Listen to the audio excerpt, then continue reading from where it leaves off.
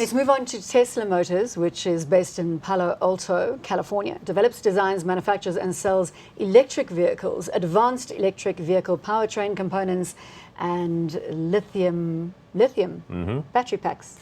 Exactly. So this is Elon Musk's company. South Africans love this one. So we got to talk about it when we're talking the motor industry, because of course he's got the South African connection. So let's just go through. I'm more excited about the lithium battery packs in Africa. Yeah, that's the Powerwall technology, right? Which, yes, as we know, they're developing with that whole gigafactory out in Nevada or something.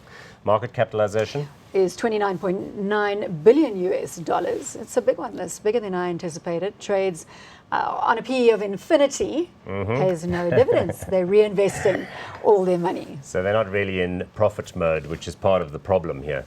But let's go through those three parts of the business. I think everybody knows wow, that's interesting. So there's the share chart. You see it really doesn't do anything until 2012, until it really catches a huge wake up and goes flying higher. Now you've taken a stake in Tesla. Yeah, I bought some Tesla a long time ago when they were back there at around $30 a share. So it's almost a 10 bagger in terms of the time that I've held them, but it's very, steamy, you could say, in terms of its market price. What is the potential going forward? Because the pricing needs to come in line, doesn't it, to make these electric vehicles more accessible?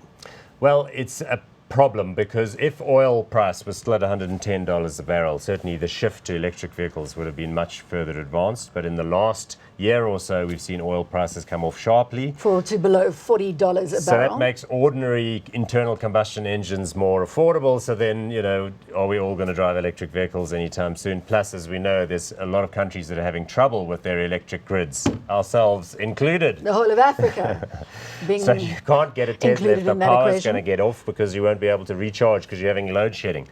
But wait. I have to give you an interesting on-the-ground fact. I've just come back from Congo, Brazzaville. 20 to 30 power outages a day.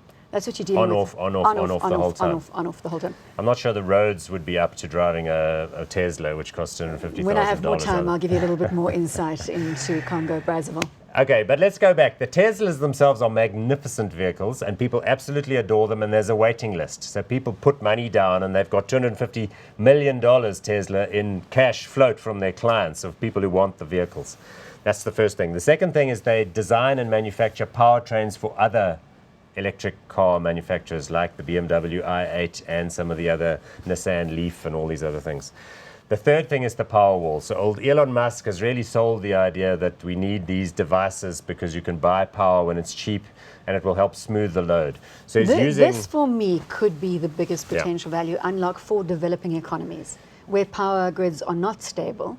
And solutions like this could completely revolutionize the environment. Because he's taking the most recent battery technology, which is obviously advancing fast, and he's saying you can manufacture these Powerwall devices so that they're quite substantial. And that was not possible a year or two ago.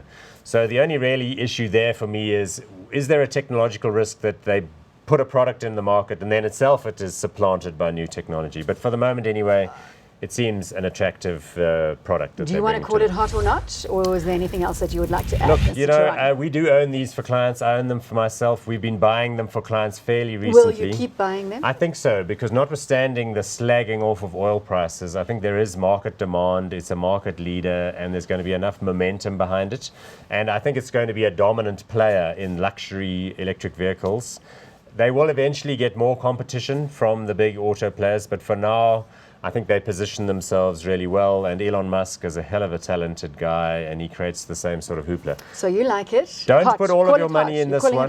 It's hot, but don't go and put half the money that you've got offshore into this one. It's something that ought to be in at like the 5% level. So I'm going to allow you hot with caution. Hot. There you go.